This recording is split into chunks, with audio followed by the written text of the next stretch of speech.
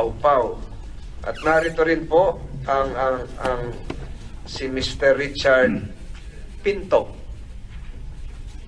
Iba yung Pau-Pau sa Paul, ano? Pagkaiba yon. So, bukod po doon sa resulta ng polygraph examination at yung mga direktiba ng komiting ito sa MSWD o CSWD ng Batangas, ay atin pong minarapat na makaharap yung mga tatlong bagong testigo at bigyan din ng pagkakataon si mag-asawang Ruiz na harapin yung mga bagong testigo at bigyan sila ng pagkakataong pabulaanan, patotohanan o tanggihan yung salaysay, sinumpang salaysay na mga sumusunod na nabanggit ko na kanina. Uunahin ko po si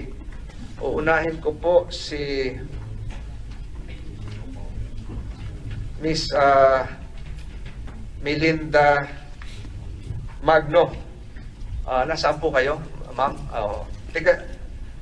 Paki-on yung inyong mikropono o saa, pakitulungan. Meron po kayong sinumiti sa amin na sinumpaang salaysay at nagsasaad ito ng pagsabi ninyo na nakilala nyo si Miss Elby Vergara noong taong 2017. Kasi po nung napakaraming hearing namin, magkakaiba po yung versyon. Ang sinasabi ay nagsimula daw po magtrabaho si Elby Vergara, Manang Elby Vergara, sa mag-asawang Ruiz ng 2017. Subalit doon naman sa versyon na mag-asawang Ruiz ay sinasabing siya ay nagtrabaho noong 2019. So sa iyong sinumpang salaysay na hawak ng komiting ito ay sinasabi mo ang ibang versyon. Gusto namin malaman muna kung ikaw ba talaga itong Melinda Cardinal Magno na hawak ko yung sinumpaang salaysay. Opo. Ikaw ba ay talagang nanumpa at pumunta, nagbigay ng iyong salaysay na voluntaryo at hindi ka pinilit? Opo. Nakalagay po dito na ikaw ay nakilala mo. Kailan mo nakilala si Manang Elby Vergara? Nakilala ko po yan noong 2017. 2000, sa paanong paraan? Ako po ay namasukan ng May 2, 2017 po. Kayo po ay namasukan ng May 2 po. May 2, 2017. Natatandaan niyo ba? Saan po? Bilang ano po? Saan po kayo namasukan? Kay France po. Kanina po? France po. Kung ipatuturo ko po dito sa mga naririto sa bulwagang ito, kung sino yung iyong naging amo noong Mayo 2, 2017, kaya mong gawin? Opo. Kaya mong tumayo o saa, yung babae na page natin, pwedeng samahan niya. Babae na lang para pwede kang tumayo at lapitan nyo at siguro mga 3 o 2 metro lamang ang pagitan. Ituro nyo kung sino yung pinagtrabahuhan nyo.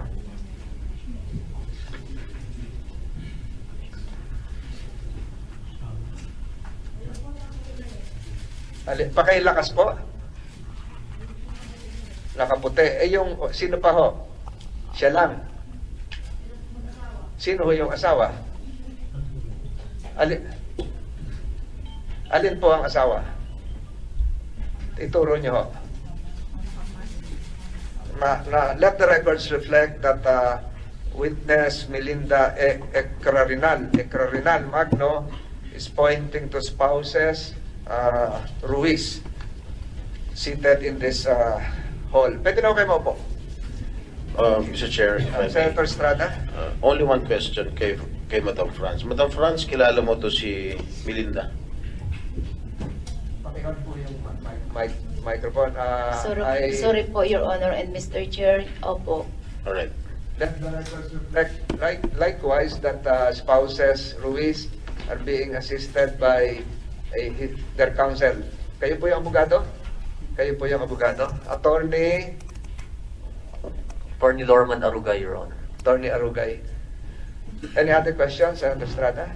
Yes, so Manang Melinda Magno, kayo po ay namasukan sa mag-asawang Ruiz at nakilala nyo, sabi nyo kanina, si Manang LB Vergara. Sino po nauna? Siya o kayo? Bito po ako eh. Ano po? Bito. Mayto, siya po. Hindi ko na po natandaan yung pagpasok niya dahil nung pumasok po ako doon ay Nung pumasok kayo, nandun na ba si LB o nauna ka? hindi ko nga po natandaan ko ang basta 2017 po ako nandoon. Bago Hindi. mga isang linggo po bago ko pa siya nakilala. Araw po siguro ang pinag-anuhan namin dalawa. Araw ang pagitan. Opo. Hindi mo na maalala kung sino ang nauna. Opo. Pero nagkasabay kayo. Anong uri ng trabaho ninyo? Sa tindahan po. Saan lugar ito? Mamburao. Maburo po sa barangay si Sais po. Kayo po ay tiga saan? Taga Mamburo po, barangay 9. Tiga ron din kayo sa bayan ng Mamburao. Opo. So kayo ay na-recruit ng mag-asawang Ruiz. Sa paanong paraan? Kayo ay nag-apply o naghahanap sila ng makakasama sa tindahan o paano? May nag-recruit ba sa inyo? Meron po nag-recruit sa akin na taga Kabakaw po. Sino po yun? Sinamahan po ako noon. Sino po yung nag-recruit sa inyo? Hindi ko po kilala kung hindi ko na po tanda yun. Matagal na po eh. 2017. So, tiga Mamburao din po yon. Taga-Abra po. Ano? Taga-Abra po yung nag-recruit sa akin. Baka malito ho yung iba na ikinig. Meron pong Abra na lalawigan sa norte, pero ang alam ko sa Mindoro, meron tinatawag na Abra de Ilog. Abra de Ilog po. Abra de Ilog. Liwanagin natin. So, itong Abra de Ilog ay isang bayan. Opo. Hindi ito yung Abra natin doon sa norte, malapit sa Baguio. So, Abra de Ilog. Ni-recruit kayo at kayo ay namasukan. Gano'ng katagal kayo namasukan sa mag-asawang Ruiz? December po ako umalis noon eh. 2017 din po. November? December po. December. So, December. halos 6 na buwan lang kayo. Opo. Bakit po? Kayo ay 6 na buwan lamang nagtrabaho sa mag-asawang Ruiz. Kaya po ako umalis noon, gawa po na tinaga po yung kamay ko, maigi po at Paano po? tinaga po yung kamay ko, maigi po at likod ng gulok ang pinantaga niya sa akin. Tinaga kayo ng gulok. Opo. Malakas. Opo. Baliktad, likod. Pinaliktad po, yung likod po. Sa anong parte pwede nyo Ginayong ko po yung kamay ko at dinatakot ko po yung basura. Tinaga pong gayon ng Pwede ko kamay. kayong tumayo para maipakita nyo yung mustra sa amin sa komiting ito. Hawak nyo yung basura. Dinakot ko po yung basura na pinapatakot. Pakitaas nga yung mic. Dinatakot ko po yung basura ng gayon, tapos yung pagtakot ko pong gayon, tinaga yung kamay ko. Bakit ko kayo tatagain? Hindi ko po alam, wala naman po akong kasalanan eh. So, malakas yung hataw sa inyo, pero Opo. baliktad. Baliktad po. So, hindi dumugo kasi baliktad. Namaga lang po yung gano'n, yung... Saan nagsimula yung hawak ng gulok? Sa taas o baka ganun lang, kantew? O yung talagang Hindi naman po gaano sinubrahan ng lakas. pero kung hindi baliktad yung talim, Ay baka po naputol ang kamay ko. dalawang kamay, isang kamay. Dalawa po. Sino po ang gumawa? Si Franz po. So sa lakas, nabitawan niyo ba yung basura o Ay di, binitawan ko pong gayan at siyempre, naplosan ko yung kamay ko at masakit nga po yung ginawa niya sa akin. so talagang gustong saktan ka na hindi na umulit? Nung pagtagang baliktad, hindi na inulit? Hindi na po. Nagtatakbo ka o tinanong mo kung ba't ka tinaga? Ang sabi ko po sa kanya, ay nakakasakit ka na eh, para kang hindi tao eh. Ano Sabi sagot ko mo gayon. sa inyo? Hindi na po na siya umimik, tapos po umalis na sa tabi ko. Anong palagay mo, kung ikaw ay Mayo nagsimula, ilang buwan pagsisimula mo sa trabaho, nangyari yung pagtataga? December po iyon, December. December 14, tinagaan niyo yung kamay ko. December 15 po, umalis ako. December, ano kapit tinaga? Anong araw ulit? 14 po. 14. So kinabukasan, umalis ka na. Opo.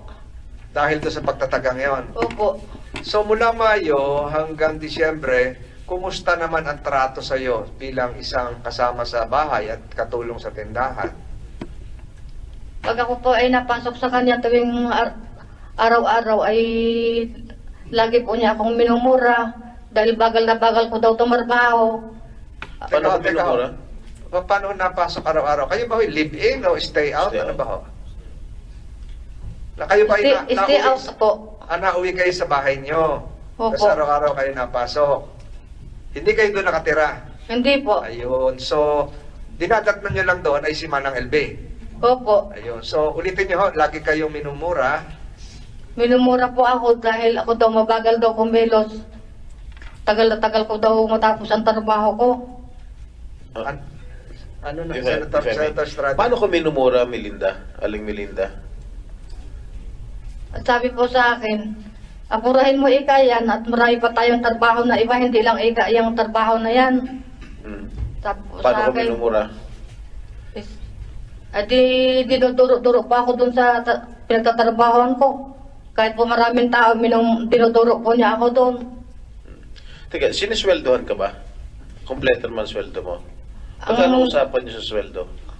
4-5 po ang sahod ng isang buwan. Ang ginagawa ko po, nagbabali-bali na lang po ako ng kuwan, pang ano sa bahay. Hindi, kompleto naman ang sweldo ninyo. Binabayad niya. Hindi ko na po nakuha yun dahil pag alis ko po ng buwan ng December, hindi na ko po nakipagkwentahan sa kanya. Hindi, nung umpisa niyo lang, nung nag-umpisa kayo magtrabaho noong May 2, 2017, hanggat December, buo ba ang sweldo binabayad sa inyo? Wala po.